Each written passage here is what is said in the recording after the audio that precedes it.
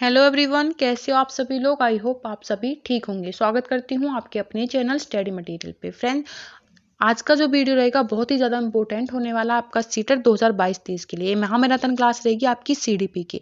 इसमें आपके जितने भी मोस्ट इंपोर्टेंट टॉपिक है जो कि आपके सीटेट के एग्जाम में पूछे जाते हैं, सारे इस वीडियो में आपको मिल जाएंगे। इनसे बाहर आपका एक भी क्वेश्चन बाहर नहीं जाएगा। 15 नंबर का कंटेंट पूछा जाता है।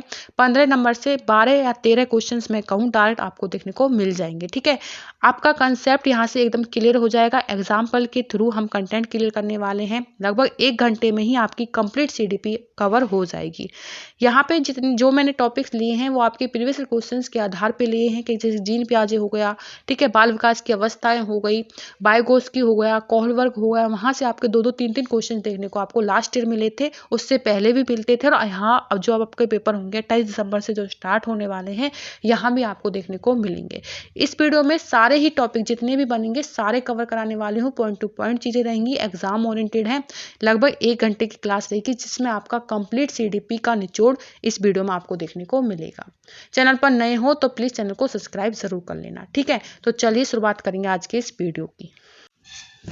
आपका जो फर्स्ट टॉपिक रहेगा बहुत ही ज़्यादा इंपॉर्टेंट है। यहाँ से आपको 2 या 3 मैं कहूँ क्वेश्चंस देखने को जरूर मिलते हैं। फर्स्ट जो टॉपिक है बाल विकास की अवस्थाएं। ठीक है, जो आपकी बाल विकास की अवस्थाएं होती हैं वो आपकी 4 अवस्थाएं होती हैं। प्रसव पूर्व की अवस्था, प्रीनेटल स्टेज, ठीक है। सेकंड जो अवस्था होती है आपकी शेष अवस्था होती है, इन्फेंसी स्टेज।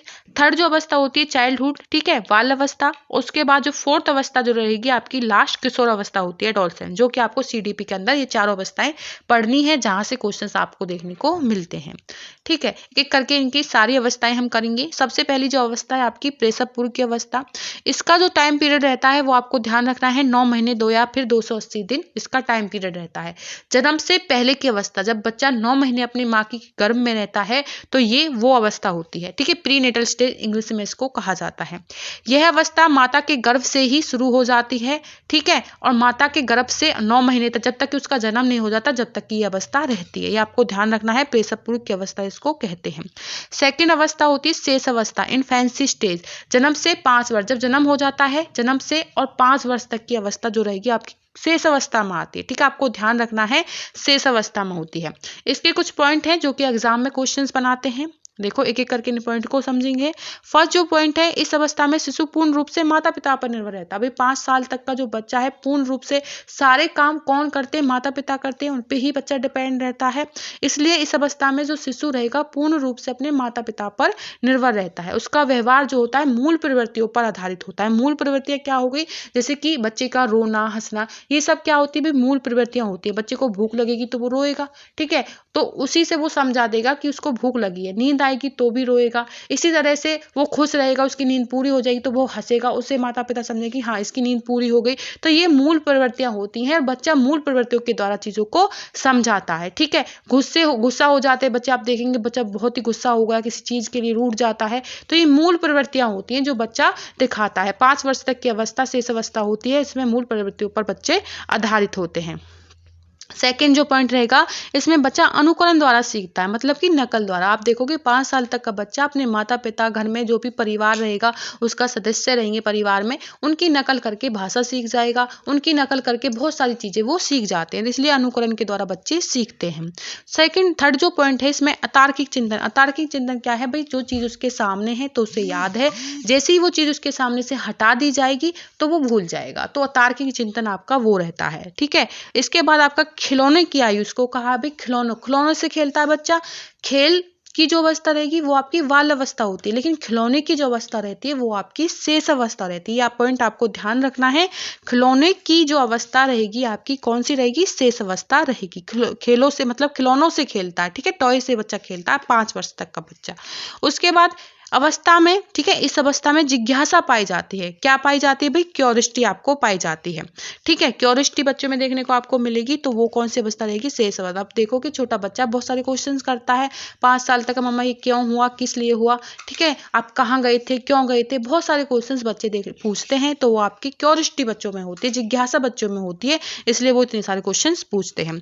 इस अवस्था में आत्म प्रेम की, मतलब कि सेल्फ लव, ठीक है, सेल्फ लव की भावना होती है। बच्चा जो कुछ कर रहा है है, जो चीज़ उसे खाने की पसंद है, कोई खिलौना उसे पसंद है, गुड़िया उसे पसंद है, या फिर कुछ गन वगैरह कुछ उसे पसंद है, तो वो समझेगा ये खिलौना जो है बेस्ट है और उसे लगेगा यही खिलौना सबको खरीदना चाहिए, जो खेल मैं खेल रहा हूँ उसी से वही खेल सबको खेलना चाहिए। तो आत्म प्रेम की अपने आप से प्रेम करता है, अपनी बातों से, अपने खेल से, ठीक है। तो ये सारी चीज़ें रहेंगी। बच्चा यहाँ पे सेल्फ लव की भावना बच्चे में देखने को मिलती है आपकी शेष अवस्था के अंदर, ठीक है। उसके बाद आपका जो सेकंड रहेगा, थर्ड रहेगा बाल अवस्था।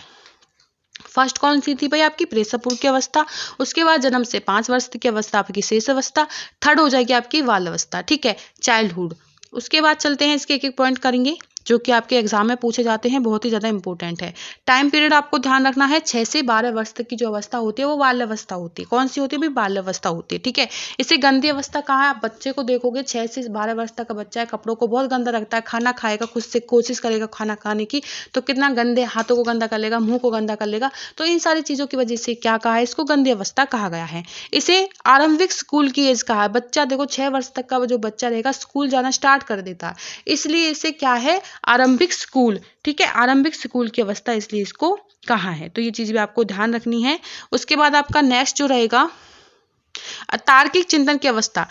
तार्किक चिंतन की अवस्था इसको कहा है, आपको ध्यान रखना है, जो मूल चिंतन होता है 6 से 12 वर्ष तक की अवस्था में होता है तार्किक चिंतन। जो चीजें उसके सामने है उन पे वो देख भी पाएगा और उन पे काम भी कर पाएगा, ठीक है। तो वो होता है आपका तार्किक चिंतन। उसके बाद खेलों की अवस्था, मैंने आपसे कहा था खिलौनों की अवस्था, खिलौनों से खेल रहा है तो शेष अवस्था, खेल खेल रहा है, ठीक है, अपना ग्रुप बना के खेल खेल रहा है तो वो आपकी खेलों की अवस्था रहेगी, जो कि होती है आपकी बाल अवस्था में। उसके बाद टोली गैंग, ठीक है, समूह की अवस्था जो रहती है आपकी बाल अवस्था होती है। भाई टोली बना के खेलेगा, गैंग बना लेगा, ग्रुप में खेलेगा, ठीक है, कौन सी अवस्था रहेगी आपकी बाल अवस्था। सभी को पता होगा जो 6 से 12 वर्ष तक के बच्चे होते हैं अपना ग्रुप बना के खेलते हैं, ठीक है, गैंग टोली उसको कह ले, इस तरह से बच्चे खेलते हैं, वो आपकी बाल अवस्था होती है। जीवन का सबसे अनोखा काल, ठीक है, जीवन का सबसे अनोखा काल इसको कहा है भाई आपके बाल अवस्था को। आप खुद ही एनालाइज कीजिए इन चीजों को, ठीक है। आपका सबसे अच्छा, जब आपको किसी चीज की टेंशन नहीं थी, आपको ये टेंशन नहीं थी कि मुझे कौन से कोर्स की प्रिपरेशन करनी है, ठीक है, किस टेस्ट की आपको तैयारी करनी है, कौन सा जॉब आपको लगना है, ठीक है, आपको कुछ भी टेंशन नहीं थी उस अवस्था में। वो आपकी कौन सी अवस्था थी, बाल अवस्था। सिर्फ और सिर्फ अपना खेल खेलते थे, स्कूल जाते थे, घर आते थे, ठीक है। तो वो बहुत ही अच्छी अवस्था थी, इसलिए जीवन का सबसे अनोखा काल, बिल्कुल टेंशन फ्री जो काल था आपका, वो आपका कौन सा था भी, आपका बाल अवस्था थी, ठीक है, आपकी चाइल्डहुड स्टेज थी।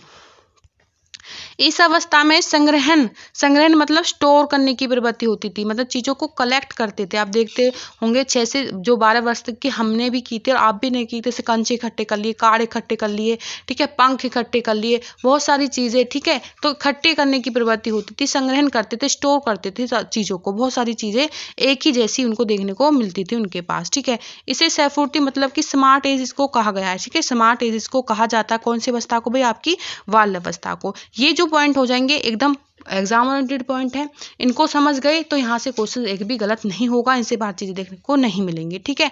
अब जो आपका सीटेट का एग्जाम होता है, ठीक है, जिसमें वो कंटेंट के क्वेश्चंस आते हैं वो लेंथ ही पूछे जाते हैं, लेकिन आप कंसेप्ट क्लियर कर लेते हो तो कितना भी लेंथी क्वेश्चन पूछ ले, कुछ भी घुमा के पूछ ले, क्या पूछेगा भाई, ठीक है, वो क्वेश्चंस बनाएगा, ठीक है। जैसे कि नाम ले लिया, राना, रीना, ठीक है, राधा, किसी का नाम ले लिया, 5वीं क्लास में पढ़ती है, ठीक है, बहुत सारे पंखों को इकट्ठा करती है, एक जैसे दिखने वाले कंचों को इकट्ठा करती है, तो आपको बताना है कि वो कौन सी अवस्था में है, ठीक है। तो वहां पे ऑप्शंस होंगे आपके किशोर अवस्था, बाल अवस्था, इस तरह से थोड़ा क्वेश्चंस और बड़ा कर देगा, कुछ और बोल देगा उसमें, लेकिन आपको ध्यान रखना है जो स्टोर करने की जो अवस्था होती है, संग्रहण करने की जो प्रवृत्ति होती है, वो कौन सी अवस्था में होती है, बाल अवस्था। तो आपका आंसर क्या रहेगा, बाल अवस्था। तो ऐसे क्वेश्चन थोड़े कंसेप्ट से पूछे जाते हैं जो कि आपके अंडरस्टैंडिंग बेस रहेंगे। आप कंसेप्ट क्लियर करते हो तो क्वेश्चंस का आंसर निकाल लोगे, ठीक है। तो यहाँ पे आपको कंसेप्ट क्लियर करना है, फिर मैं आपको क्वेश्चंस भी सिखाऊंगी कि किस तरह से आपको क्वेश्चंस निकालने हैं। कंटेंट जो आपने क्लियर किया है वहीं से क्वेश्चंस का आंसर आपका किस तरह से निकलेगा, ठीक है। तो उसके बाद ये हम कर लेंगे तो फिर नेक्स्ट क्लासेस जो रहेंगी आपकी प्रीवियस क्वेश्चंस रहेंगे जो कि आपके लास्ट ईयर ऑनलाइन पूछे गए थे पेपर। 4 जो स्टेज रहेगी आपकी किशोर अवस्था, 12 से 18 वर्ष की इसका टाइम पीरियड रहेगा, ठीक है, एडोलसेंस। इसका जो रहेगा, इसे जीवन का सबसे कठिन काल कहा गया। भाई जो किशोर अवस्था होती है आपकी, सबसे जीवन का कठिन काल वो आपको रहेगा, ठीक है, रहता है। क्यों? क्योंकि देखो 12th करने के बाद बच्चों को बहुत सारी टेंशन होती है कि उसको कौन सा कोर्स करना है आगे, ठीक है, आपको उसको कौन से कोर्स की प्रिपरेशन करनी है, कौन सा टेस्ट उसको देना है, किस गवर्नमेंट एग्जाम की प्रिपरेशन करनी है, कौन सी जॉब करनी है। तो बहुत सारी टेंशन्स देखने को मिलती हैं आपकी किशोर अवस्था के अंदर। इसे संघर्ष, तनाव, आंधी तूफान, ठीक है, आंधी तूफान हो गया, टेंशन हो गई, तो सारी चीजें आपकी किशोर अवस्था के अंदर आती हैं। इसे इस अवस्था इसलिए इसको कहा गया है। उसके बाद इसे अवस्था में वीर पूजा। वीर पूजा क्या रहेगी? भाई किसी चीज को एक आइडियल मान लेगा, किसी टीचर को मान लिया, अपने माता पिता को मान लिया कि मुझे इसकी तरह बनना है, ठीक है। कोई टीवी में कोई हीरो है किसी फिल्म का, तो जैसे सलमान खान हो गया, ठीक है, अक्षय हो गया, तो किसी भी टीचर की मुझे तो अब बड़ा होकर अक्षय बनना है, ठीक है, इस अक्षय की तरह एक्टिंग करनी है, इस तरह से हीरो बनना है बॉलीवुड का, तो अपना आइडियल मान के उनकी कॉपी करना स्टार्ट कर देता है, ठीक है, और अपना व्यवहार भी उनके जैसे लाने की चेंजिंग करना स्टार्ट कर देते, तो आइडल मान लेते किसी। तो वीर पूजा इसी को कहेंगे, ठीक है। हीरो वर्शिप की भावना देखने को मिलती है आपकी किशोर अवस्था के अंदर। इस अवस्था में बच्चा अमूर्त चिंतन करते हैं। भाई अमूर्त चिंतन, इसमें जैसे रीजनिंग हो गया, माइंड में ही सॉल्व कर लिए, मैथ के क्वेश्चंस माइंड में ही सॉल्व कर लिए, ठीक है, तो जो चीजें उसके सामने है नहीं उनको भी वो माइंड में ही सॉल्व कर लेगा, तो वो रहता है आपका अमूर्त चिंतन, ठीक है। मूर्त तो सामने चीजें हैं उन पे काम करता है, लेकिन अमूर्त वो होता है जो चीजें सामने नहीं है फिर भी दिमाग में सोच विचार के उनके सॉल्यूशन निकाल दे, तो वो होता है आपका अमूर्त चिंतन। इस जो आपकी किशोर अवस्था होती है इसमें अमूर्त चिंतन विकसित हो जाता है, ठीक है। विषम लैंगिक आकर्षण क्या होता है अभी, ठीक है, जैसे कि लड़का लड़की की तरफ आकर्षित होता है और लड़की लड़कों की तरफ आकर्षित होती है, तो वो विषम लैंगिक आकर्षित होते हैं, ठीक है। तो यहाँ पे यही होता है, ठीक है, लड़का लड़कियों की तरफ आकर्षित होते हैं और लड़कियां लड़कों की तरफ। तो विषम लैंगिक आकर्षण कौन सी अवस्था में रहेगा? किशोर अवस्था में, ध्यान रखना है। स्वर्ण काल या फिर गोल्डन एज इसको कहा जाता है। कौन सी एज को? भाई आपकी किशोर अवस्था को, ठीक है। स्वर्ण काल इसको कहा जाता है, गोल्डन एज, तो ये आपको ध्यान रखना है। जीवन का अनोखा काल बाल अवस्था थी और गोल्डन एज स्वर्ण काल कौन सा हो गया? आपकी किशोर अवस्था हो गई, ठीक है। ये हो गया भाई आपका first topic clear. Second topic आपका अनुवांशिकता, वंशानुक्रम और वातावरण। ये मोस्ट इंपोर्टेंट है, यहाँ से भी क्वेश्चन देखने को सीटेट के एग्जाम में मिलते हैं, ठीक है। मैं यहाँ पे जो टॉपिक कराऊंगी एकदम सीटेट ओरिएंटेड रहेंगे, जो कि सीटेट के एग्जाम में 1-2 क्वेश्चन देखने को जरूर मिलेंगे जिस टॉपिक से। देखो अनुवांशिकता क्या रहती है? हेरिडिटी। जब अनुवांशिक गुण एक पीढ़ी से दूसरी पीढ़ी में ट्रांसफर होते हैं तो वो आपके क्या रहेंगे भाई? अनुवांशिकता या वंशानुक्रम कहलाते हैं, ठीक है। जैसे कि आपके ये जो गुण हैं, ठीक है, आपकी जो पीढ़ी है वो आपकी नेक्स्ट जो पीढ़ी आएगी उसमें आपको वो गुण सारे देखने को मिल जाते हैं, ठीक है। जैसे कहते नहीं है ये तो अपने दादा की तरह दिखता है, ठीक है, इसके तो ये तो अपने माता पिता की तरह दिखता है, ऐसे ही व्यवहार करता है, सारे गुण इसमें वो हैं, तो वो ही रहते हैं भाई आपके अनुवांशिक गुण जो आपके वंशानुक्रम गुण कहलाते हैं। उसके बाद आपका वातावरण क्या रहता है? एनवायरनमेंट क्या रहता है? वातावरण से अभिप्राय हमारे चारों तरफ का जो माहौल है, जैसे कि घर, स्कूल, पड़ोस, परिवार, ठीक है, ये सारी चीजें ही वातावरण के अंदर आती हैं। मानव विकास में इन दोनों चीजों का महत्वपूर्ण भूमिका रहती है, ठीक है। मानव का जो विकास होता है उसमें इन दोनों चीजों की जो है महत्वपूर्ण भूमिका रहती है, आपको ध्यान रखना है। एग्जाम में क्वेश्चंस यहाँ से बनता है, वातावरण और आपका अनुवांशिकता, ठीक है, आपको ध्यान रखना है। हेरिडिटी, इन दोनों के ही जोड़ को, मल्टीप्लाई को क्या कहते हैं? आपका विकास कहते हैं, ठीक है। जब आपका विकास होगा तो हेरिडिटी और एनवायरनमेंट दोनों से ही इफेक्ट पड़ता है और तभी दोनों चीजों के मेल जोल से ही आपका विकास होता है। ये चीज आपको ध्यान रखनी है। हो गया आपका ये कंप्लीट, ठीक है। उसके बाद आपका नेक्स्ट टॉपिक करेंगे। नेक्स्ट जो टॉपिक है भाई आपका, ठीक है, हार्वर्ड गार्डन का बहुबुद्धि का सिद्धांत, जो कि एग्जाम में 1 या 2 नंबर को आपको देखने को मिलता है।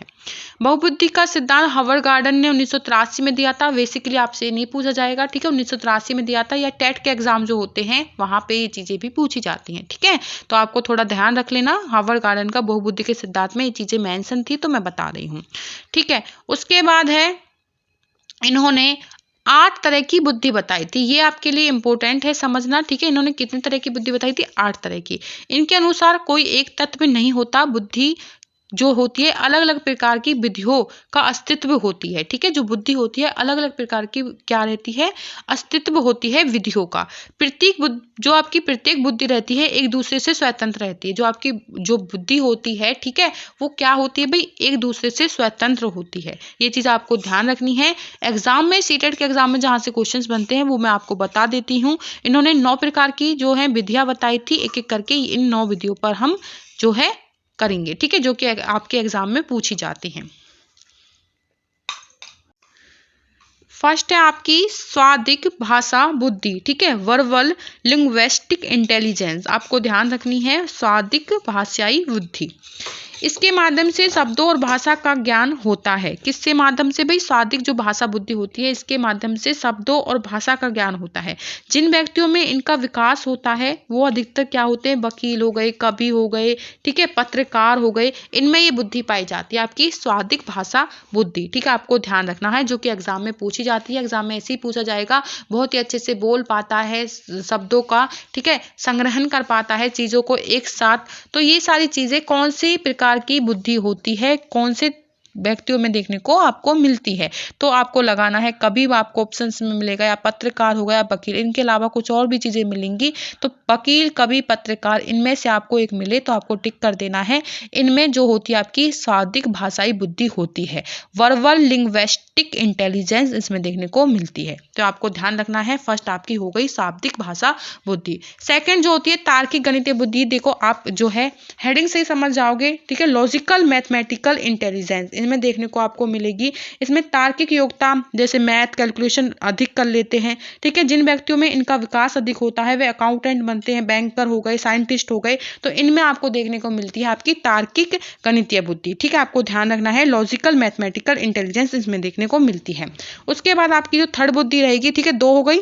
थर्ड जो होती है स्थानिक बुद्धि, देखो स्थान, तो आपको समझ लेना है स्थानिक बुद्धि जो रहेगी आपकी किस प्रकार के व्यक्तियों में रहेगी भाई, ये आपकी जो रहेगी जैसे मूर्तिकार हो गए, चित्रकार हो गए, ठीक है, तो इनमें देखने को मिलती है आपकी स्थानिक बुद्धि। यह बुद्धि जगह, अंतरिक्ष, मानसिक कल्पनाओं से संबंधित होती है। जिन व्यक्तियों में इनका विकास अधिक होता है वो मूर्तिकार बनेंगे, चित्रकार बनेंगे। ठीक है, तो आपको इनमें से मिलेगा देखने को, तो आपको लगा देना है कि ये बुद्धि आपकी स्थानिक बुद्धि इनमें से हो जाएगी। ठीक है, उसके बाद आपकी शारीरिक गतिक बुद्धि। शारीरिक बुद्धि शरीर की गति देने वाले, ठीक है, जो आपके रहते हैं ना, एक्टर हो गए, अभिनेता, ठीक है, डांसर हो गए, तो इनमें होती है आपकी शारीरिक गति बुद्धि। तो आपको इतना ही ध्यान रखना है। ठीक है, तो आपकी किस में रहेगी भाई, आपकी शारीरिक गतिक बुद्धि, एक्टर, डांसर, एथलीट, ठीक है, इनमें आपको देखने को मिलती है। तो आपको ध्यान रखना है शारीरिक गतिक बुद्धि।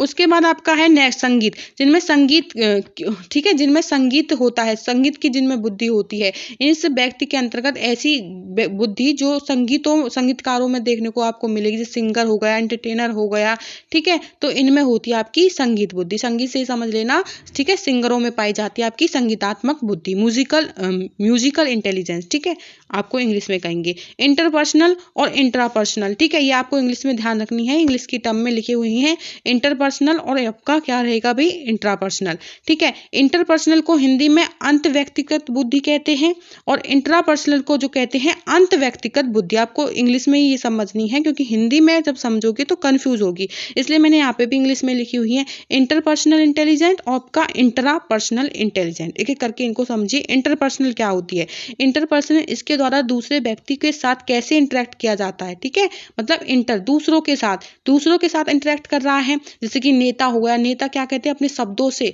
अपनी बातों से दूसरों को अट्रैक्ट कर लेते हैं अपनी तरफ। जैसे मैं तुम्हारा बेटा हो गया, ठीक है, तो क्या समझेंगे, जो ये नेता कह रहा है बिल्कुल ठीक कह रहा है। ठीक है, तो अपने शब्दों से, अपने विचारों से दूसरों को अट्रैक्ट कर लेते हैं, अपनी तरफ आकर्षित कर लेते हैं। ठीक है, सामाजिक कार्यकर्ता हो गए, तो इनमें पाई जाती है आपकी ये बुद्धि इंटरपर्सनल इंटेलिजेंट। ठीक है, तो ये होती है आपकी इंटरपर्सनल इंटेलिजेंट। उसके बाद आपकी जो रहेगी सेकंड इंट्रापर्सनल, तो इसके में क्या होता है, खुद के साथ इंटरेक्ट करते हैं। जैसे कि आपके आध्यात्मिक गुरु होते हैं, ठीक है, ईश्वर को प्राप्त करते हैं, तो ये अपने आप को अंदर से देखते हैं, अपने आप से इंटरेक्ट करते हैं, तो वो होती है आपकी कौन सी बुद्धि, अंत व्यक्तिगत बुद्धि, मतलब कि इंट्रापर्सनल बुद्धि। इंटरपर्सनल और इंट्रापर्सनल में आपको कंफ्यूज नहीं होना है। इंटर दूसरों के साथ इंटरेक्ट करते हैं, इंट्रा खुद के साथ इंटरेक्ट करते हैं। ठीक है, तो ये होगी आपकी इंटर, ये होगी आपकी इंट्रा। जो 8 है आपकी अस्तित्ववादी बुद्धि, इसको समझिए कि अस्तित्ववादी बुद्धि किसमें पाई जाती है। इस बुद्धि के व्यक्ति हर चीज के अस्तित्व के बारे में जानने के इच्छुक रहते हैं, ठीक है, कि भगवान कौन थे, दुनिया में हम क्यों आए, किस लिए आए, ठीक है, हम मरेंगे कैसे, तो सारी चीजें जो रहती हैं, अस्तित्व जो रहेगा उसको जानने के इच्छुक रहते हैं। इस टाइप के बुद्धि जो व्यक्ति होते हैं तो उनमें पाई जाती है ये बुद्धि, ठीक है। जिन व्यक्तियों में इनका विकास अधिक होता है तो वो साधु संत इस तरह से आपके बनते हैं, ठीक है, आपको ध्यान रखना है। अस्तित्ववादी बुद्धि में ये आपके आ जाएंगे। प्रगतिवादी बुद्धि, प्रगति, जैसे प्रगति से जिनको प्यार है, जो प्रगति के ज्यादा नजदीक रहना पसंद कर, जैसे किसान हो गए, ठीक है, तो प्रगति से ज्यादा प्यार रहता है तो वो आपकी प्रगतिवादी बुद्धि उनमें पाई जाती है, आपको समझ लेना है, ठीक है। तो वो इंटेलिजेंस किस में रहेगी आपकी प्रगतिवादी बुद्धि वाले लोगों में, जैसे कि किसान हो गए, तो वो ये होते हैं आपके हार्वर्ड गार्डन की 9 जो बुद्धियां रहती हैं, इंटेलिजेंस जो होती हैं। यहाँ से एग्जाम में एक ना एक आपको देखने को जरूर मिलती है, 100% आपको देखने को मिलेगी, या फिर 2 भी किसी ना किसी तरह से पूछ ली जाएंगी। तो ये आपका एक टॉपिक हो गया। उसके बाद नेक्स्ट टॉपिक की तरफ बढ़ते हैं। आपका जो नेक्स्ट टॉपिक रहेगा वो रहेगा मोटिवेशन, अभिप्रेरणा। यहाँ से भी क्वेश्चन देखने को मिलता है, ठीक है, 1 या 2 नंबर यहाँ से भी देखने को आपको जरूर मिलेंगे। मोटिवेशन देखो, अभिप्रेरणा, ठीक है, ये अभिप्रेरणा लिखा है यहाँ पे। अभिप्रेरणा एक ऐसी आंतरिक शक्ति होती है, क्या होती है भाई, एक ऐसी आंतरिक शक्ति होती है, या फिर बल कह लीजिए इसे, या फिर क्या कह लीजिए, बल इसको कह लीजिए। जोश हो गया आपका, जुनून हो गया, ठीक है, जो व्यक्ति को उसके लक्ष्य की ओर ले जाता है, या फिर उसके जो उसका लक्ष्य है उसकी तरफ उसको अग्रसर करता है, ठीक है, तो वो होता है आपका मोटिवेशन। मोटिवेशन, जब आप मोटिवेट रहोगे अंदर तक, आप जैसे आप सीटेट की तैयारी कर रहे हो तो आप अंदर से मोटिवेट हो, ठीक है, वही मोटिवेशन आपको आपका सीटेट का एग्जाम पास करा देगा। क्योंकि जब आप मोटिवेट रहोगे तो सीटेट एग्जाम की तैयारी भी करोगे, हर एक यूट्यूब चैनल पर आप जाओगे, ठीक है, कहाँ से आपके कंटेंट समझ में आ रहा है, कौन सी चीजें समझ में आ रही हैं, ठीक है, सारी चीजें, सिलेबस पैटर्न क्या रहता है, किस टाइप के क्वेश्चंस बनते हैं, प्रीवियस ईयर क्वेश्चंस लगाओगे। क्यों लगा रहे हो, तब आप अंदर से अभिप्रेरित हो, अंदर से आप मोटिवेट हो, तभी तो आप ये चीजें कर रहे हो, क्योंकि आपको सीटेट निकालना और सीटेट के बाद आपको जॉब लगना है, ठीक है, गवर्नमेंट टीचर आपको लगना है। तो वही जो आपके लक्ष्य को आप तक पहुंचा दे, वो अंदर का जो जुनून है, ठीक है, जो आपका जज्बा है, जो बल है, जो शक्ति है, वो ही आपका मोटिवेशन होता है। आई होप कि आप मोटिवेशन आप समझ गए होंगे, ठीक है। उसके बाद चलते हैं मोटिवेशन शब्द लेटिन भाषा, मोटिवेशन शब्द लेटिन भाषा के मोवेयर, ठीक है, मोटम से बना है, ठीक है, ये सीटेट के एग्जाम में नहीं पूछा जाता है, टेट के एग्जाम में पूछा जाता है। मैं यहाँ पे आपको वो चीजें करा रही हूँ जो सीटेट के एग्जाम में पूछे जाते हैं, ठीक है। तो ये आपके सीटेट के एग्जाम में नहीं, टेट के एग्जाम में पूछे जाते हैं। सीटेट के एग्जाम में यहाँ से क्वेश्चन देखने को मिलता है। अभिप्रेरणा जो होती है, मोटिवेशन जो होता है 2 टाइप्स का होता है, इंटरनल मोटिवेशन, ठीक है, और आपका एक्सटर्नल मोटिवेशन। इंटरनल मोटिवेशन आंतरिक अभिप्रेरणा, एक्सटर्नल मोटिवेशन बाह्य अभिप्रेरणा, ठीक है, 2 टाइप का आपका मोटिवेशन होता है। इनको समझ लीजिए, इंटरनल मोटिवेशन क्या होता है और आपका एक्सटर्नल मोटिवेशन क्या होता है। जो आपका आंतरिक अभिप्रेरणा होती है, इंटरनल मोटिवेशन होता है जब कोई व्यक्ति किसी काम को करने के लिए आंतरिक रूप से अभिप्रेरित हो, ठीक है, वो आपका आंतरिक अभिप्रेरणा होता है, ठीक है, वो होता भी आपका इंटरनल मोटिवेशन। जिस कोई आप काम कर रहे हो, खुद अंदर से मोटिवेट हो। अब आप सीटेट का एग्जाम निकालना चाहते हो क्योंकि आपको जॉब लगना, अपनी लाइफ को सिक्योर करना है, आप अंदर से मोटिवेट हो। या फिर आपके मम्मी पापा आपसे कहें कि तुम सीटेट का एग्जाम पास कर लेते हो तो तुम्हारी शादी करवा देंगे, या फिर तुमको हम ये चीज गिफ्ट कर देंगे, तो आप उस गिफ्ट के लिए, उस चीज को पाने के लिए सीटेट का एग्जाम पास करना चाहते हो, तो वो तो है आप, ठीक है, वो तो आपका बाह्य अभिप्रेरणा हो जाएगा। उससे तो आप एक्सटर्नल मोटिवेशन हो, क्योंकि आपके मम्मी पापा के कहने पे आप सीटेट का एग्जाम निकाल रहे हो, किसी चीज को पाने के लिए आप सीटेट का एग्जाम क्लियर कर रहे हो, वो तो है आपका एक्सटर्नल मोटिवेशन, ठीक है, बाह्य अभिप्रेरणा। लेकिन जब आपको खुद, आपने बहुत आगे तक सोच के रखा कि सीटेट का एग्जाम करूंगा, उसके बाद डीएसएसबी की वैकेंसीज निकलेंगी, केवीएस की वैकेंसीज निकलेंगी, तो मैं उनमें ट्राई करूंगा और जॉब लगूंगा, अपनी लाइफ को स्कोर करूंगा, ठीक है, ये सारी चीजें आप ने सोच के रखी हुई है, तो आप इंटरनल मोटिवेट हो, ठीक है।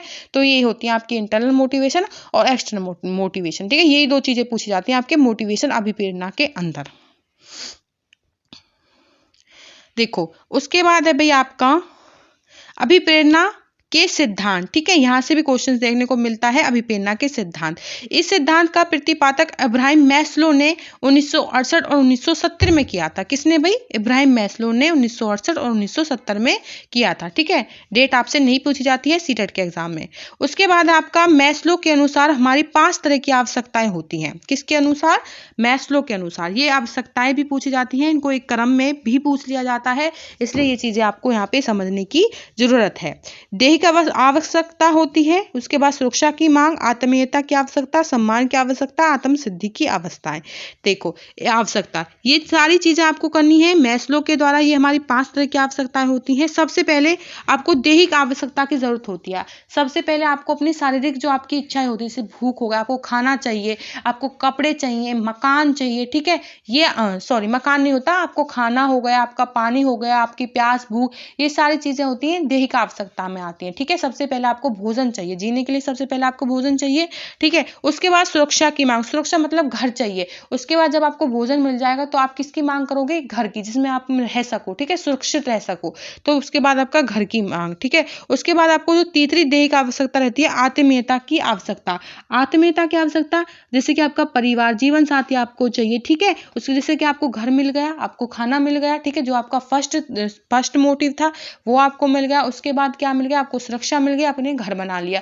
उसके बाद आप थर्ड क्या क्या क्या करोगे? शादी करोगे, आपका परिवार आपको चाहिए, ठीक है। तो वो होती है आपकी आत्मीयता, ठीक है। सम्मान, उसके बाद आपको सम्मान चाहिए। समाज में, सोसाइटी में आप रह रहे हो, जिस गांव में, शहर में आप रह रहे हो, तो उसमें आपको सम्मान चाहिए। तो वो होती है आपकी फोर्थ, ठीक है, फोर्थ स्टेज होती है, जिसमें आपको जो आवश्यकता रहेगी फोर्थ में रहेगी, सम्मान की आवश्यकता। उसके बाद है 5 आत्म सिद्धि। जब ये सारी चीजें आपको मिल जाती है, ठीक है, दैहिक आवश्यकता आपकी पूरी हो जाती है, सुरक्षा की मांग आपकी पूरी हो जाती है, आत्मीयता की मांग, परिवार आपको मिल जाता है, सम्मान आपको अपने समुदाय में मिल जाता है, तो उसके बाद आत्म सिद्धि की आवश्यकता होती है, जो कि आप सब चीजें आपको तो मिलने के बाद ही आपको आत्म सिद्धि जो होती है, ठीक है, तो वो आपका रहेगा। यहाँ पे आत्म सिद्धि की आवश्यकता आपकी लास्ट रहेगी। तो ये एक क्रम में भी पूछ ले जाते हैं। मैस्लो की 5 तरह की आवश्यकताएं होती हैं जो कि सीटेट के एग्जाम में पूछी जाती हैं। मोटिवेशन से ये चीजें आपसे पूछी जाती हैं, ठीक है। उसके बाद नेक्स्ट टॉपिक करते हैं जो कि आपके सीटेट के एग्जाम में पूछा जाएगा। मैं आपको सारे टॉपिक कराऊंगी जो कि एग्जाम ओरिएंटेड है। ये टॉपिक कर जाना, 15 नंबर का कंटेंट पूछा जाएगा, तो 15 में से 12-13 नंबर आपको यहीं से देखने को मिलेंगे। 15 नंबर की पेडागोजी होगी, वो भी मैं आपको कराऊंगी, ठीक है। पॉजिटिव नेगेटिव टैग वर्ड भी आपको बताने वाली हूँ। सारी पेडागोजी जो कि आपकी शिक्षण विधियां रहेंगी, सारी मैं कवर करा दूंगी इसी चैनल के माध्यम से। चैनल को सब्सक्राइब कर लेना, बहुत ही ज्यादा हेल्पफुल रहेंगी। इसी तरह से मैंने एस्टेट का एक ही वीडियो में कंप्लीट सीडीपी साइकोलॉजी कवर कराई थी, और यहाँ पे मैं सीडीपी कवर कराऊंगी सीटेट के लिए, वो टॉपिक जो कि एग्जाम में हर साल पूछे जाते हैं। एक एक टॉपिक इतना इंपॉर्टेंट है, 2-3 क्वेश्चन देखने को मिलेंगे, पॉइंट टू पॉइंट करेंगे, ठीक है। एकदम से एग्जाम ओरिएंटेड चीजें हम कर रहे हैं। उसके बाद चलते हैं नेक्स्ट टॉपिक पे। उसके बाद आपका नेक्स्ट टॉपिक रहेगा लॉरेंस कोहलबर्ग। लॉरेंस कोहलबर्ग का नैतिकता का सिद्धांत। एग्जाम में 2 या फिर मैं कहूँ 3 क्वेश्चंस पूछे जाते हैं सीडीपी के अंदर, ठीक है। 30 नंबर का जो पेपर होता है, 15 नंबर के कंटेंट में लॉरेंस कोहलबर्ग से 2 या 3 क्वेश्चंस जरूर पूछे जाते हैं। लॉरेंस कोहलबर्ग अमेरिका के मनोवैज्ञानिक थे, ठीक है, ये आपको ध्यान रखना है। बाकी सीटेट के एग्जाम में ऐसे नहीं पूछा जाएगा कि कोहलबर्ग कहाँ के मनोवैज्ञानिक थे। जिन्होंने किसका सिद्धांत दिया था? नैतिकता का सिद्धांत दिया था। ये चीज आपको ध्यान रखनी है। इन्होंने कौन सा सिद्धांत दिया था? नैतिक विकास का सिद्धांत कह लीजिए, नैतिकता का सिद्धांत इन्होंने दिया था।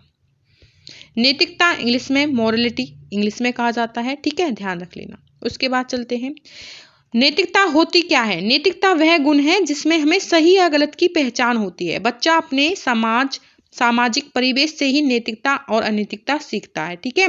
नैतिकता वह गुण होती है जिसमें हमें सही और गलत की पहचान होती है। हम अपने समाज में, अपने परिवार में रहकर ही नैतिक अनैतिक चीजों के बारे में समझते हैं कि क्या चीज नैतिक है, क्या अनैतिक है, ठीक है। तो ये सारी चीजें होती हैं आपकी नैतिकता में। देखो हिंज की कहानी आपको ध्यान रखनी है, जहां से एग्जाम में क्वेश्चंस बनते हैं। बहुत ही लंबा क्वेश्चंस होगा हिंज से रिलेटेड, कि एक बच्ची है, हिंज की स्टोरी उसने सुनी और उसने वो बतानी आपको कौन सी स्टेज में आएगी, लॉरेंस कोहलबर्ग की कौन सी स्टेज में रहेगी। जब उसने हिंज की कहानी सुनी तो उसने ये चीज लगाई कि उसको ये, उसने जो काम किया गलत किया या फिर ठीक किया, तो आपको बताना वो मोरलिटी जो आपकी नैतिकता है कौन सी स्टेज के अंदर है, ठीक है। सारी चीजें समझ जाओगे, कंफ्यूजन अभी है लेकिन कंफ्यूजन नहीं रहेगी जब आप टॉपिक को करोगे। हिंस की कहानी मैं आपको बता देती हूँ, ठीक है। एक हिंस नामक व्यक्ति होता है जिसकी पत्नी बहुत बीमार होती है। डॉक्टर उनसे एक दवाई लाने के लिए कहता है। जब वो दवाई लेने जाता है, वो मेडिकल स्टोर वाला जो होता है उसको दवाई देने से मना कर देता है। वो कहता है कि मेरी दवाई इतने रुपए की है, लेकिन हिंस के पास इतने पैसे नहीं होते हैं, ठीक है। वो तो कहता है कि मैंने ये दवाई बनाई है बहुत सालों की मेहनत के बाद, मैं तो इसको इतने में ही दूंगा, लेकिन हिंस के पास पैसे नहीं होता। वो रिक्वेस्ट करता है लेकिन वो उससे दवाई नहीं देते। उसके बाद जो हिंस होता है उसके सामने दुविधा उत्पन्न हो जाती है कि उसकी अगर उसने दवाई ना ली तो उसकी पत्नी मर जाएगी, ठीक है। तो वो क्या करे, वो चोरी कर ले तो चोरी करना गलत चीज होती है, अगर वो चोरी ना करे तो उसकी पत्नी मर जाएगी। तो ये स्टोरी होती है हिंस की। उसे अपनी पत्नी के लिए दवाई चाहिए होती है, लेकिन जो स्टोर वाला होता है वो दवाई उसको नहीं देता है, ठीक है। तो ये स्टोरी होती है। इसके आधार पर नैतिकता किस तरह से पहचानी जाएगी, लॉरेंस कोलबर्ग ने ये स्टोरी दी थी, तो इससे हम समझेंगे चीजों को, ठीक है।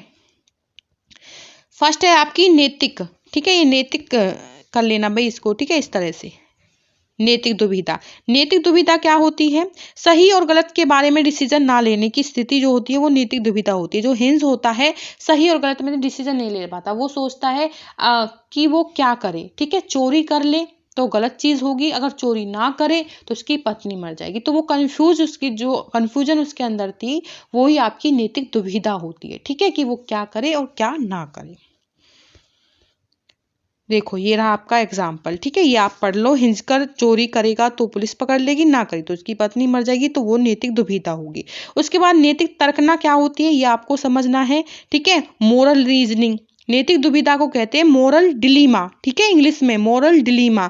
और नैतिक तर्कना को कहते हैं इंग्लिश में मोरल रीजनिंग। ये चीज भी आपको ध्यान रखनी है। जो इंग्लिश वाले बच्चे, इसलिए मैं कोशिश कर रही हूँ हेडिंग्स को आपको इंग्लिश में भी एक्सप्लेन करने की, ठीक है। तो यहाँ पे नैतिक तर्कना क्या रहेगी भाई, मोरल रीजनिंग क्या रहेगी, सही और गलत में से एक डिसीजन ले लेना। जो आपका हिंस होता है जो स्टोरी के अंदर, वो क्या करता है, वो दवाई को चोरी कर लेता है क्योंकि उसको अपनी पत्नी की जान बचानी थी। तो उसके सामने जो दुविधा थी, चोरी करे या ना करे, तो उसने क्या, चोरी को चुन लिया, ठीक है। तो वही उसने किया। नैतिक तर्कना में से, जो आपकी नैतिक तर्कना होती है इसमें से एक डिसीजन को चुन लेना, ठीक है। उसने क्या किया, चोरी को चुन लिया था। नैतिक तर्कना आपकी ये होती है कि दो जो दुविधाएं हैं उनमें से एक दुविधा को का सॉल्यूशन निकाल लेना। कोलबर्ग ने नैतिकता की 3 लेवल्स बताए, जहां से एग्जाम में क्वेश्चंस बनता है हिंस से रिलेट करके, स्टोरी से रिलेट करके, वो ये सारी चीजें। कोलबर्ग की नैतिकता के 3 लेवल हैं, ठीक है। तीनों लेवल में इन्होंने 2-2 स्टेजेस बताई थी। ये चीज भी आपको ध्यान रखनी है।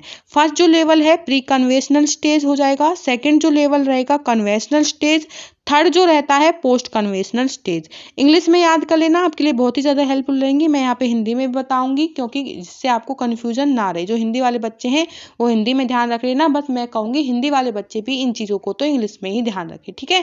3 लेवल होते हैं, प्री कन्वेंशनल स्टेज, सेकंड जो रहता है कन्वेंशनल स्टेज, और थर्ड जो रहती है पोस्ट कन्वेंशनल स्टेज। तीनों ही लेवल्स में 2-2 आपकी स्टेजेस देखी गई हैं, ठीक है, नैतिक कोलबर्ग के सिद्धांत में। फर्स्ट कौन सी है भाई, प्री कन्वेंशनल स्टेज। इसका टाइम पीरियड आपको ध्यान रखना है 4 से 10 वर्ष का होता है, ठीक है। इसमें जो नैतिकता होती है बच्चे में, 4 से 10 वर्ष के बच्चे में, वो प्री कन्वेंशनल स्टेज के अंदर आएगा। प्राक रूढ़िगत नैतिकता का स्तर, हिंदी में इसको कहते हैं प्री कन्वेंशनल स्टेज को, ठीक है। ये हो गई आपकी प्री कन्वेंशनल स्टेज। इस अवस्था में बच्चा सही और गलत के बारे में पता नहीं होता। जो बच्चा रहेगा 4 से 10 वर्ष का, उसे सही और गलत के बारे में पता नहीं होता। इस अवस्था में नैतिक तर्कना दूसरे लोगों के मानकों के अनुसार होती है। जो दूसरे लोग जैसा कहते हैं तो उन्हीं के अनुसार वो समझते हैं कि ये सही कह रहा तो सही है, गलत है तो गलत है, ठीक है। दूसरों के मानकों के अनुसार नैतिकता होती है प्राक रूढ़िगत नैतिकता के स्तर में, प्री कन्वेंशनल स्टेज में। अब मैंने आपको बताया इनमें 2-2 स्टेजेस होती हैं, ठीक है। तीनों ही लेवल्स में 2-2 स्टेजेस होती हैं। जबकि प्राक रूढ़िगत नैतिकता का स्तर होता है, प्री कन्वेंशनल स्टेज जो होती है उसमें 2 स्तर होते हैं। फर्स्ट जो होती है वो होती है दंड एवं आज्ञा पालन, ठीक है, दंड एवं आज्ञा पालन। सेकंड होती है आपकी साधनात्मक सापेक्षता अनुमुखता, ठीक है। तो आपको ध्यान रखनी है पनिशमेंट एंड ओबीडियंस, ठीक है। आपको ध्यान रखनी है दंड एवं आज्ञा पालन। इसमें क्या होता है भाई, इसमें जो बच्चा होता है नैतिकता सजा या आज्ञा के आधारित सोचता है। मतलब वो समझता है, उसे हिंस की कहानी सुनाई जाती है तो वो कहता है कि अब हिंस ने चोरी कर ली, ठीक है, तो उसको सजा दी जाएगी, उसको दंड दिया जाएगा, ठीक है। तो उसे पता है जब गलत काम करते हैं, चोरी करते हैं या फिर झूठ बोलते हैं तो दंड दिया जाता है। तो यहाँ पे क्या होता है, जो छोटा बच्चा है इस अवस्था में सही या गलत की जो उसकी सोच होती है वो नैतिक तर्कना दूसरे लोगों के मानकों के अनुसार होती है, क्योंकि दूसरे लोगों ने कहा है चोरी करना गलत है तो बच्चा भी वही चीज मानता है। उसने स्टोरी सुनी तो उसने कह दिया कि इसने चोरी कर ली तो अब इसको सजा दी जाएगी। ठीक है, तो ये फर्स्ट स्टेज के अंदर आपका जो आपका फर्स्ट लेवल है उसके अंदर ये स्टेज आती है। उसके बाद सेकंड स्टेज जो रहती है, ठीक है, ये रही वो सारी चीजें। साधनात्मक सापेक्षता, ठीक है, सेकंड होती है। इसमें क्या होता है साधनात्मक सापेक्षता उन्मुखता में, इसमें इस अवस्था में जैसे कि तैसे की अवस्था इसको कहा जाता है। जैसे कि जो बच्चा किसी के साथ व्यवहार करता है सेम व्यवहार वो उसके साथ करेगा। ठीक है, जैसे उसने उसका खाना खाया तो उसने उसका खा लिया, उसने उसकी कॉपी फाड़ दी तो उसने उसकी कॉपी फाड़ दी, तो उसने उसको थप्पड़ मारा तो उसने उसको मारा। तो ये चीजें रहेंगी, जैसा वो उसके साथ करेगा तैसा वो उसके साथ कर देगा। तो इसमें ये भावना होती है। ठीक है, तो वो होती है आपकी साधनात्मक सापेक्षता। ठीक है, आपको ध्यान रखना है। उसके बाद चलते हैं आपकी जो सेकंड रहेगी कन्वर्सनल स्टेज। ठीक है, हिंदी में इसको कहते हैं रूढ़िगत नैतिकता का स्तर। फर्स्ट को कहते थे प्राग रूढ़िगत और सेकंड को कहते हैं रूढ़िगत नैतिकता का स्तर, इंग्लिश में कहते हैं कन्वेंशनल स्टेज। इसका जो टाइम पीरियड रहता है 10 से 13 वर्ष। ठीक है, 4 से 10 तो था आपका फर्स्ट वाला, ठीक है, फर्स्ट लेवल, और ये होता है 10 से 13 वर्ष का।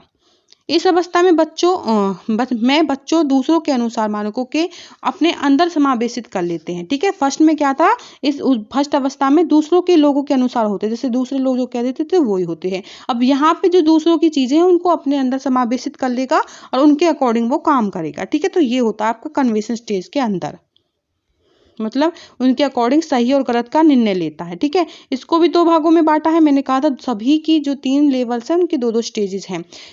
फर्स्ट जो रहेगा, ठीक है, फर्स्ट जो लेवल रहेगा सेकंड अवस्था का, अच्छा लड़का या अच्छी लड़की बनने की अवस्था। इसमें क्या होता है, जो लड़का होता है या फिर लड़की होती है, एक अच्छा लड़का एक अच्छी लड़की प्रेजेंट होते हैं। ठीक है, टीचर क्लास में है तो क्लास में क्या कहेंगे कि मैं क्लास में सबसे होनहार और सबसे अच्छा लड़का हूँ। ठीक है, बाकी सारे बच्चे गलत हैं। ठीक है, वो क्लास में बताएगा, जो टीचर क्लास से बाहर जाएगी तो वो बताएगा कि मैम सब बच्चे शोर कर रहे थे, मतलब उसका कहने का मतलब ये है सभी बच्चे शोर कर रहे थे बस मुझे छोड़ के। तो वो एक अच्छी लड़की या फिर अच्छा लड़का बनने की कोशिश कर रहा है। तो ये भावना होती है आपकी इसमें कन्वेंशनल स्टेज में, रूढ़िगत नैतिकता का स्तर में। ठीक है, फर्स्ट जो स्टेज होगी इसकी सेकंड की फर्स्ट में।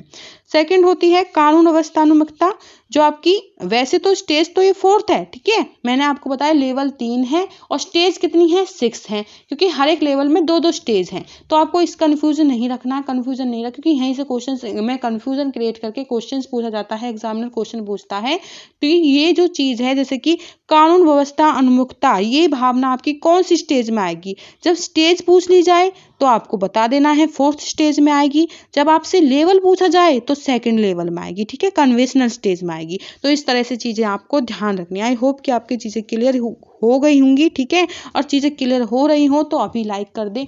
ठीक है, अभी आपको लाइक करना है, कमेंट करना है अगर कोई डाउट है, और सब्सक्राइब कर ले अपने चैनल को। कानून एवं व्यवस्थानुमुखता में मैं बता दूं आपको, इसमें बच्चा कानून और सामाजिक व्यवस्था को बनाए रखने की भावना विकसित करता है। ठीक है, जो जैसे उसे कानून समझाए गए तो वो उन चीजों को बनाए रखने की कोशिश करता है। जैसे किसी के पापा का एक्सीडेंट हो गया तो वो समझेगा कि मेरे पापा का एक्सीडेंट रेड लाइट पार करते हुए हुआ था, तो मैं कभी ऐसा काम नहीं करूंगा जिससे इस तरह की दुर्घटना मुझे देखने को मिल जाए। ठीक है, तो ये होती है आपकी कानून व्यवस्थानुमुखता को बनाए रखता है इस भावना को।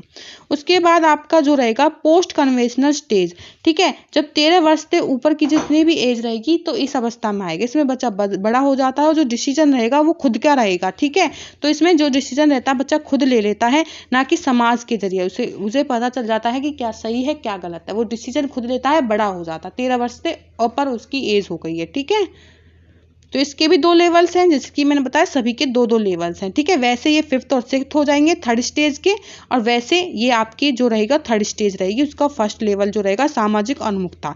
सामाजिक उन्मुखता में क्या रहेगा भाई, ठीक है, सामाजिक जो उन्मुखता रहेगी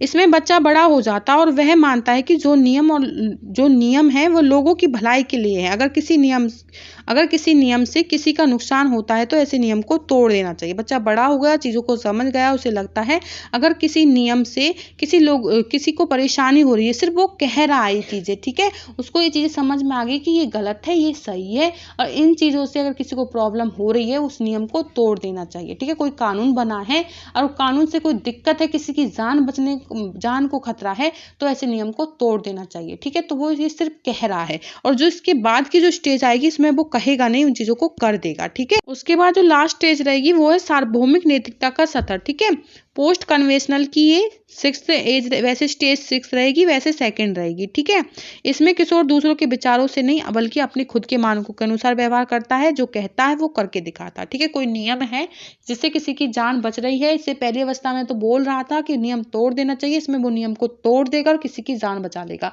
दूसरों के लिए अपनी जान को भी जोखिम में डाल देगा। तो ये हो गया आपका नैतिकता का विकास का सिद्धांत। ठीक है, जो कि आपके किसने दिया था, लॉरेंस कोहलबर्ग ने दिया था। यहाँ से क्वेश्चन डेफिनेटली बनेंगे, 2 या 3 क्वेश्चंस मैं कहूँ, लास्ट ईयर भी क्वेश्चंस, आप प्रीवियस क्वेश्चन जब देखोगे, मैं इसी चैनल पे मैंने 2 प्रीवियस क्वेश्चन डाले हुए हैं, 16 दिसंबर वाला और आपका 20 दिसंबर वाला। जब उनको आप देखोगे 2-2, 3-3 क्वेश्चंस इन टॉपिक्स से आपको देखने को मिलेंगे। ठीक है, और उनका आंसर भी आप एकदम से करेक्ट निकाल दोगे। उसके बाद करते हैं भाई नेक्स्ट टॉपिक, जो कि एग्जाम में 2 से 3 क्वेश्चंस बनाता है। सेकेंड जो टॉपिक आपका नेक्स्ट वो है लीव वाइगोत्स्की, जो कि एग्जाम में 2 से 3 क्वेश्चन देखने को मिलेगा, या फिर कहूँ पूरे ही पेपर में 4 से 5 क्वेश्चन देखने को मिल सकते हैं लेव वाइगोत्स्की से। कैसे, 1 या 2 क्वेश्चन तो आपको सीडीपी के अंदर मिलेंगे, 1-1 क्वेश्चन आपको लैंग्वेज में मिलेंगे, आपकी कोई भी लैंग्वेज हो, लैंग्वेज 1 हो, हिंदी या फिर इंग्लिश या फिर 2nd लैंग्वेज हो। ठीक है, लेव वाइगोत्स्की से क्वेश्चन पूछे जाते हैं आपकी लैंग्वेज में भी और सीडीपी के अंदर भी। ठीक है, और आपकी पेडागोजी में भी पूछ लिया जा सकता है, इसलिए ये जो टॉपिक है मोस्ट इंपोर्टेंट है। तो नोम चॉम्स्की और लेव वाइगोत्स्की मैंने पहले डाले हुए थे, लेकिन ये महामैराथन क्लासेस में मैं कुछ नहीं छोड़ूंगी, सारे ही टॉपिक एक वीडियो में कराऊंगी, तो यहाँ पे भी मैं करवा देती हूँ, एकदम से एग्जाम ओरिएंटेड मैं आपको कराऊंगी, जो कि एग्जाम में पूछी जाती हैं जो चीजें। लेव वाइगोत्स्की, जिन्होंने कौन सा सिद्धांत दिया था, वाइगोत्स्की का सामाजिक सांस्कृतिक सिद्धांत, सोशल कल्चरल थ्योरी इन्होंने दी थी। वाइगोत्स्की रूस के मनोवैज्ञानिक थे, जिन्होंने सामाजिक सांस्कृतिक सिद्धांत दिया था। ठीक है, इनका प्रतिपादन किया था। यह सिद्धांत बताता है कि बच्चा अपने समाज संस्कृति से अंतक्रिया करके, ठीक है, रिलेट करके चीजों को सीखते हैं, यानी कि सामाजिक अंतक्रिया के बाद विकास होता है। लेव वाइगोत्स्की जी कहते हैं, ठीक है, यहीं से डेफिनेशन पूछ ली जाएगी कि पहले जो होता है भाई समाज से रिलेट करता है बच्चा, और उसके बाद उसका विकास होता है। ठीक है, मतलब पहले वो भाषा सीखता है, उसके बाद उसका विकास होता है। जबकि पियाजे इससे अपोजिट बोलते हैं, वो कहते हैं कि पहले विकास होता है, बच्चा का जो अधिगम होता है, सीखने का जो प्रोसेस होता है, कुछ भी जैसे भाषा ही हो गई तो वो उसके बाद सीखेगा, पहले विकास हो जाएगा फिर भाषा होगी। तो ये इस तरह से मतभेद था इन दोनों में, वाइगोत्स्की और जीन पियाजे में। ठीक है, तो सामाजिक सांस्कृतिक सिद्धांत आपका लेव वाइगोत्स्की ने दिया, उन्होंने कहा था कि समाज से अंतक्रिया करके, रिलेट करके उसका विकास होता है। ठीक है, बाद में विकास होता है, पहले वो अंतक्रिया करता है, भाषा आती है पहले। वाइगोत्स्की के 2 महत्वपूर्ण सिद्धांत हैं जो कि सीडीपी में पूछे जाते हैं, सीटेट के अंदर बहुत ही ज्यादा इंपॉर्टेंट है, स्टार लगा लेना। यहाँ से आपका 1 या फिर कहूँ 2 नंबर हमेशा के लिए पक्के हो जाएंगे। ठीक है, फर्स्ट आपका जेडपीडी, सीमापथ निकट विकास का क्षेत्र। ठीक है, जेडपीडी की फुल फॉर्म ध्यान रख लेना, जॉन प्रॉक्सिमल डेवलपमेंट, या तो इस तरह से पूछ लेगा जॉन प्रॉक्सिमल डेवलपमेंट, या फिर जेडपीडी शॉर्ट में। ठीक है, हिंदी में इसको कहते हैं सीमापथ विकास, निकट विकास का क्षेत्र। वास्तविक विकास, ठीक है, वास्तविक विकास के सतर है भैया। ठीक है, तथा संभावित विकास के सतर के बीच के अंतराल को आपका जेडपीडी कहते हैं। ठीक है, सीमापथ विकास का क्षेत्र कहते हैं। तो स्कोफोल्डिंग जो होता है, बड़ों के द्वारा दी जाने वाली हेल्प को स्कोफोल्डिंग कहते हैं। जैसे कि टीचर हो गए, आपके माता पिता हो गए, बहन भाई हो गए, या फिर कोई भी फ्रेंड जो आपकी हेल्प कर रहा है, आपके किसी सब्जेक्ट में हेल्प कर रहा है, या फिर साइकिल चलाने में आपकी हेल्प कर रहा है, कार सिखाने में आपकी हेल्प कर रहा है, तो वो आपको जो हेल्प कर रहे हैं किसी भी कार्य को करने में, तो वो स्कोफोल्डिंग होता है। ठीक है, मैं एक एग्जाम्पल देती हूँ, उस एग्जाम्पल से आप इन दोनों चीजों को कभी नहीं भूलोगे। ठीक है, देखो एक नदी यहाँ पे मैं बह रही है। ठीक है, मैं यही एग्जाम्पल दूंगी, ये जो एग्जाम्पल है बहुत ही ज्यादा इंपॉर्टेंट है, इससे आप ये दोनों ही कंसेप्ट नहीं भूलोगे। एक बच्चा है और वो नदी में तैरना चाहता है। ठीक है, वो यहाँ तक तैरना चाहता है, कहाँ तक, यहाँ तक तैरना चाहता है, लेकिन वो जो खुद से ट्राई करता है तो सिर्फ यहीं तक तैर पाता है, सिर्फ यहीं तक वो तैर पाता है। ठीक है, तो वो कितनी भी कोशिश कर ले तो यहाँ तक तैर रहा है, उसे तैरना यहाँ तक है। एक बच्चा आया, एक बच्चा आया, वो इसकी हेल्प करता है। भाई क्या कर रहा है, तो इसको बताता है मैं तैरना चाहता हूँ। ये जो बच्चा है इसको एक ट्यूब देता है कि इसकी मदद से तू तैरना सीख जाएगा, ठीक है। तो ये बच्चा इसकी हेल्प कर रहा है, ये जो सेकंड बच्चा आया था ये इसकी हेल्प कर रहा है। तो इसकी जब हेल्प कर रहा है तो ये क्या कर रहा है, स्कोप फोल्डिंग, क्योंकि मैंने आपको बताया जो दूसरों की मदद करते हैं वो स्कोप फोल्डिंग के अंदर आएंगे। तो ये बच्चा तो होगा स्कोप फोल्डिंग। अब ये ट्यूब की सहायता से तैरना शुरू करता है। इसको तो यहाँ तक तैरना था लेकिन ये यहाँ तक पहुंच गया, किसकी हेल्प से, इस बच्चे की हेल्प से, ठीक है। तैरना इसको यहाँ तक था, ये यहाँ तक पहुंच गया, ठीक है। खुद से कहाँ तक पहुंच पा रहा था, यहाँ तक।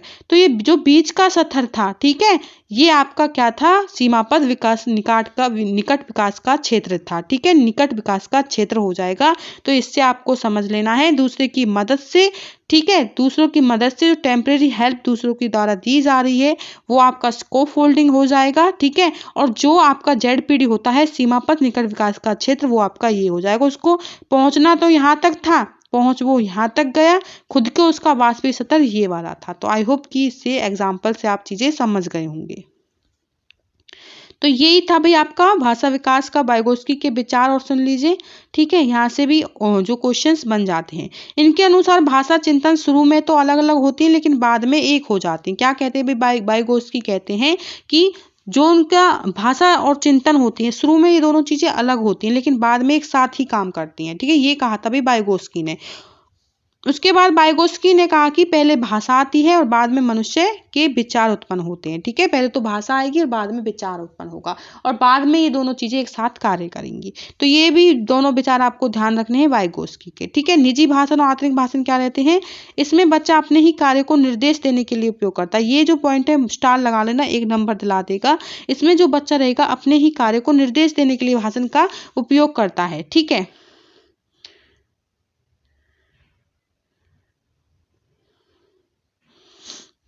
इसमें जो बच्चा रहता है अपने ही कार्य को निर्देश देने के लिए भाषण का प्रयोग करता है।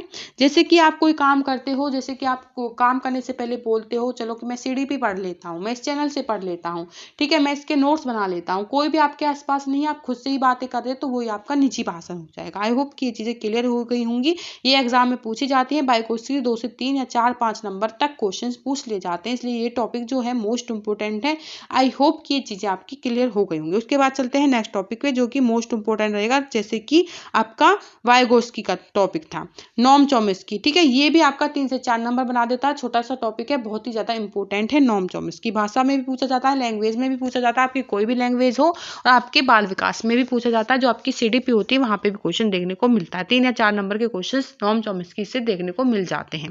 भाषा विकास का सिद्धांत उन्होंने दिया था इनवॉर्म थ्योरी, इसको हम कहेंगे इंग्लिश में, ठीक है। ये अमेरिका के रहने वाले थे। इनका मानना है कि बच्चे में भाषा सीखने की जन्मजात क्षमता होती है। जो बच्चा भाषा सीखता है वो जन्मजात सीखता है, ठीक है। इसमें बच्चा जो होगा भाषा सीखने की, उसमें जन्मजात क्षमता होती है, जन्म से ही वो भाषा सीखने के गुण लेके पैदा होता है। कहते हैं कि बच्चे में मस्तिष्क में, कौन कहते हैं भाई, नॉम चॉम्स्की कहते हैं कि बच्चे के मस्तिष्क में एक डिवाइस होता है जिससे क्या है, बच्चा भाषा सीखता है उस डिवाइस के माध्यम से, ठीक है। मस्तिष्क मतलब माइंड में एक डिवाइस होता है जिसके माध्यम से बच्चा क्या सीखता है, भाषा सीखता है।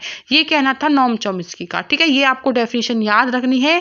किसने कहा था कि बच्चे के मस्तिष्क में एक डिवाइस होता है, नॉम चॉम्स्की ने कहा था, जिससे क्या करता है, वो भाषा सीखता है। इन्होंने सार्वभौमिक व्याकरण का सिद्धांत दिया था, ठीक है। यूनिवर्सल ग्रामर का सिद्धांत इन्होंने दिया था नॉम चॉम्स्की ने।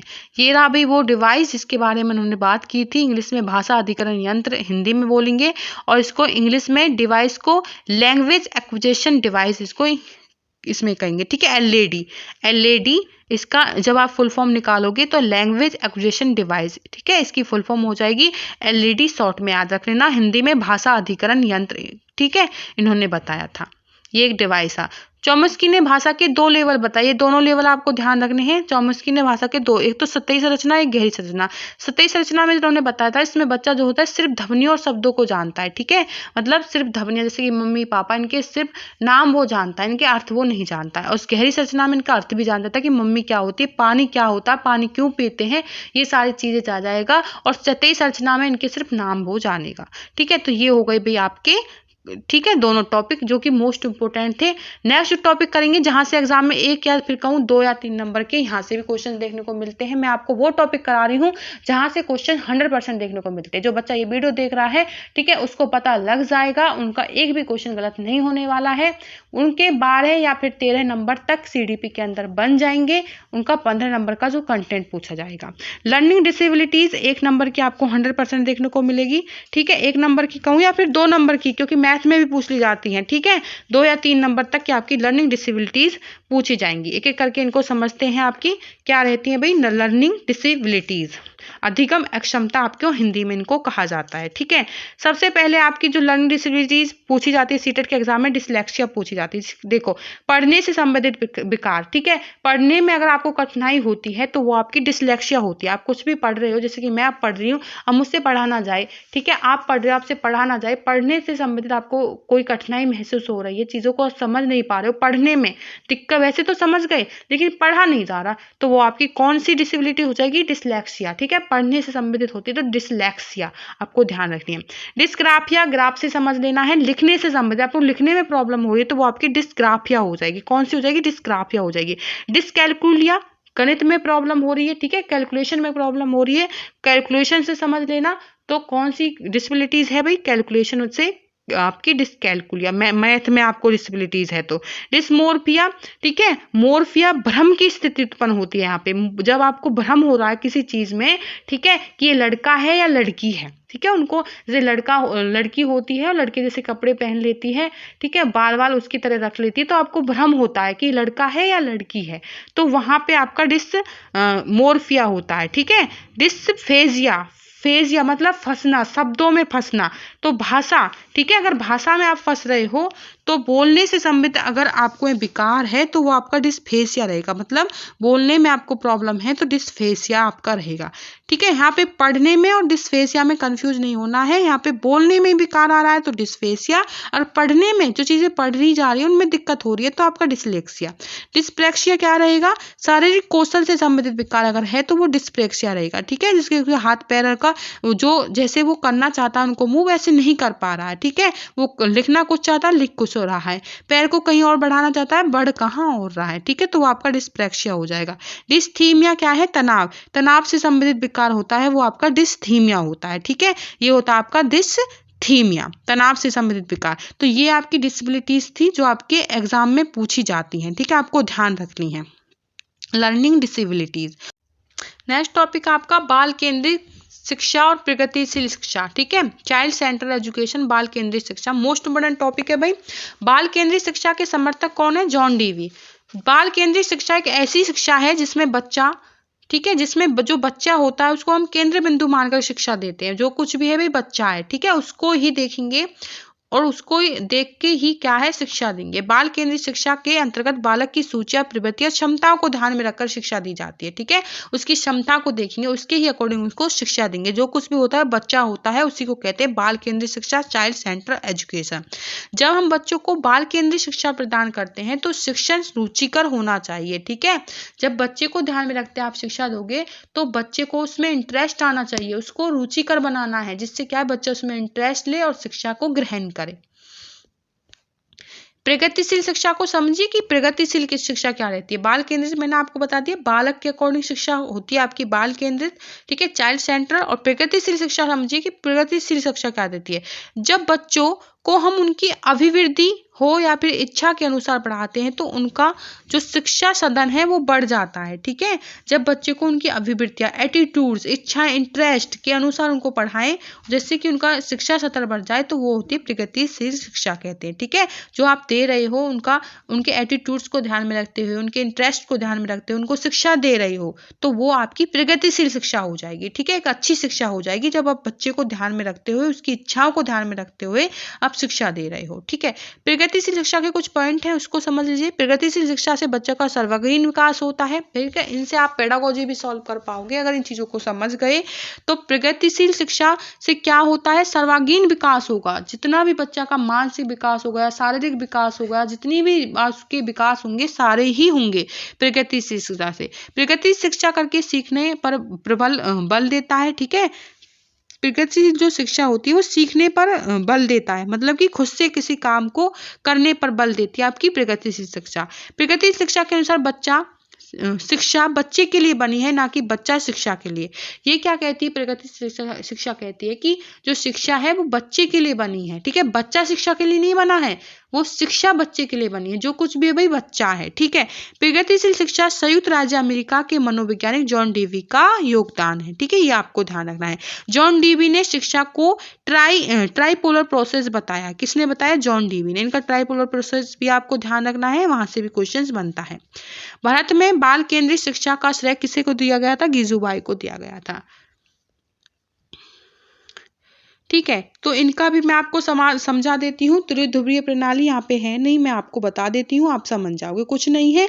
इन्होंने जो जॉन डेवी ने शिक्षा त्रिध्रुवीय प्रणाली इन्होंने दी थी, ट्राइपोलर प्रोसेस इन्होंने बताया था, ठीक है। त्रिध्रुवीय प्रणाली, त्रिध्रुवीय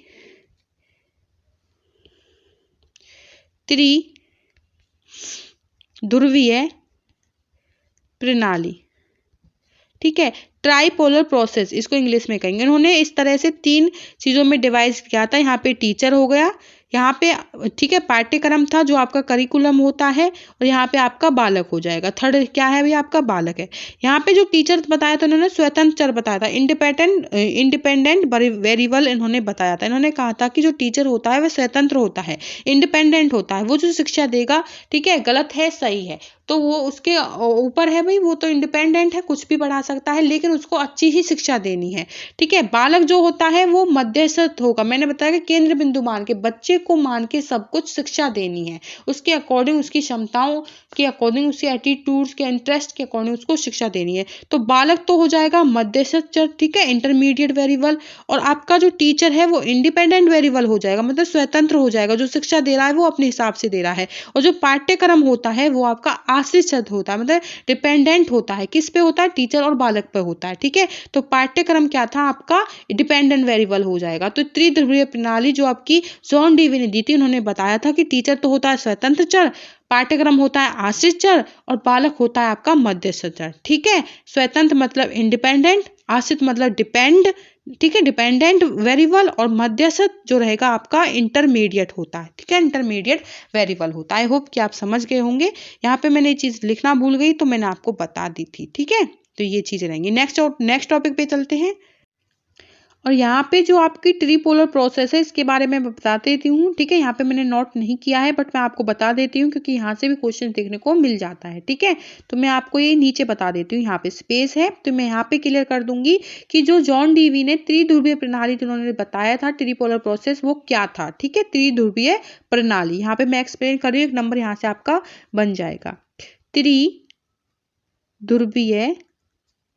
प्रणाली, इंग्लिश में इसको कहते हैं भाई ट्राइपोलर प्रोसेस, ठीक है, ट्राइपोलर प्रोसेस, ठीक है। ये आप देख लेना, यहाँ पे लिखा नहीं जा रहा है। देखो, ट्राइपोलर प्रोसेस इस तरह से होता था। इन्होंने बताया था फर्स्ट टीचर, ये आपका टीचर है, यहाँ पे आपका करिकुलम हो जाएगा, मतलब कि पाठ्यक्रम, ठीक है, पाठ्यक्रम, और यहाँ पे जो था बालक, ठीक है, बालक। इन्होंने बताया, किसने भाई? आपके जॉन डेवी ने, जो यहाँ पे टीचर है वो स्वतंत्र होता है, इंडिपेंडेंट वेरिएबल होता है, जो वो शिक्षा देता है वो इंडिपेंडेंट होके देता है, ठीक है। तो टीचर तो बताया इन्होंने स्वतंत्र चर, इंडिपेंडेंट वेरिएबल। पाठ्यक्रम जो होता है वो डिपेंड होता है, किस पे होता है भाई? टीचर पे डिपेंड होता है, बच्चे पर डिपेंड होता है, टीचर पे, वो कैसे पढ़ा रहा है, बच्चा कैसे समझ रहा है। तो यहाँ पे जो पाठ्यक्रम होता है वो डिपेंडेंट वेरिएबल होता है, ठीक है। और जो बालक होता है, मैंने आपको बताया, बालक क्या होता है? केंद्र बिंदु मान के बच्चे को टीचर शिक्षा देता है। तो बच्चा जो होता है इंटरमीडिएट वेरिएबल होता है, मतलब कि मध्यस्थ होता है, ठीक है, इंटरमीडिएट वेरिएबल बताया इन्होंने जॉन डेवी ने। तो इस तरह से इन्होंने त्रिध्रुवीय प्रणाली में बताया था, टीचर, पाठ्यक्रम और बालक। टीचर स्वतंत्र चर, पाठ्यक्रम आश्रित चर, और बालक आपका मध्यस्थ चर, ठीक है। तो ये टॉपिक थे भाई। एक आपका बच गया जीन प्याजे, ठीक है, जीन प्याजे जो कि एग्जाम में 2 या 3 नंबर में कहूँ क्वेश्चंस बनाता है, ठीक है। यहाँ पे मैंने ये जो मेरी पीडीएफ है इसमें मैंने एस्टेट के लिए बनाई थी, लेकिन मैंने यहाँ पे सीटेट के टॉपिक करा रही हूँ जो सीटेट के एग्जाम में क्वेश्चन पूछे जाते हैं, ठीक है। यहाँ से आपके टेट के एग्जाम में पूछे जाते हैं, यहाँ से कोई क्वेश्चन नहीं पूछा जाता, मैं वही चीजें कराऊंगी जो सीटेट के एग्जाम में क्वेश्चन पूछे जाते हैं, ठीक है। मुझे पॉइंट टू पॉइंट चीजें करानी है। तो अब बता दूं, एक तो जीन प्याजे मैंने ऑलरेडी सीटेट 2022-23 के नाम से डाली हुई है, ठीक है। वहां से वो टॉपिक कर लेना, 2 या 3 नंबर पक्के हो जाएंगे। डिस्क्रिप्शन में लिंक दे दूंगी, ठीक है। वो हो गया। एनसीएफ आरटीआई अच्छे से करवा रखी है, न्यू एजुकेशन पॉलिसी की एक वीडियो डाल दूंगी। मेरी तरफ से जो आपका कंटेंट है 15 नंबर का मैंने क्लियर कराया है, इनसे बाहर आपकी एक भी चीजें नहीं जाएगी, ठीक है। सारी चीजें मैंने करा दी जो आपके सीटेट के एग्जाम में पूछे जाते हैं जो टॉपिक। बाकी जो शिक्षण विधियां हो गई आपकी आगमनात्मक निगमनात्मक, ठीक है, ये सारी चीजें ही मैं क्वेश्चन से ही आपको करवा दूंगी, उनके लिए आपको अलग से वीडियो करने की जरूरत नहीं है। क्वेश्चन आएंगे उन्हीं में आपको चीजें सारी करवा दूंगी। इस चैनल के माध्यम से आपको एक एक चीज जो आपके 30 नंबर की सीडी पे पूछेगी वो कवर कराई जाएगी, ईवीएस कराई जाएगी। इंग्लिश की एक वीडियो डालूंगी महामैराथन क्लासेस, जिसमें मैं इंग्लिश की पेडागोजी कराने वाली हूँ। लगभग 1 घंटे की क्लास रहेगी बस, ठीक है। 1 घंटे में आपकी कंप्लीट 15 नंबर की पेडागोजी हो जाएगी।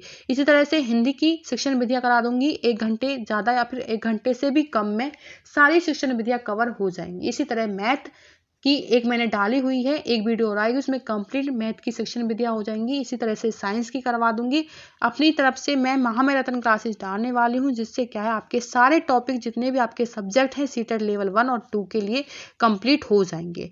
वीडियो कैसी लगी जरूर बताएं, अगर कोई डाउट है तो मैं क्लियर करने की कोशिश करूंगी। आपके मैंने सारे टॉपिक अपने चैनल पर करवाए हुए हैं, ये महामैराथन क्लासेस थी, इसमें मैंने सारे करवा दिए। बस एक तो आपका एनसीएफ, उसकी सेपरेट वीडियो डाली हुई है सीटेट के नाम से, देख लेना, मिल जाएगी। और आपका जीन प्याज उसकी डाली हुई है, बाकी सारे टॉपिक मैंने कवर करा दिए हैं। वीडियो कैसी लगी कमेंट करके जरूर बताएं, आपके लिए बहुत ही ज्यादा हेल्पफुल रहेगी। थैंक यू फ्रेंड्स, मिलते हैं नेक्स्ट वीडियो में नेक्स्ट महामैराथन के साथ। नेक्स्ट जो महामैराथन आएगी वो आपकी इंग्लिश की आने वाली है।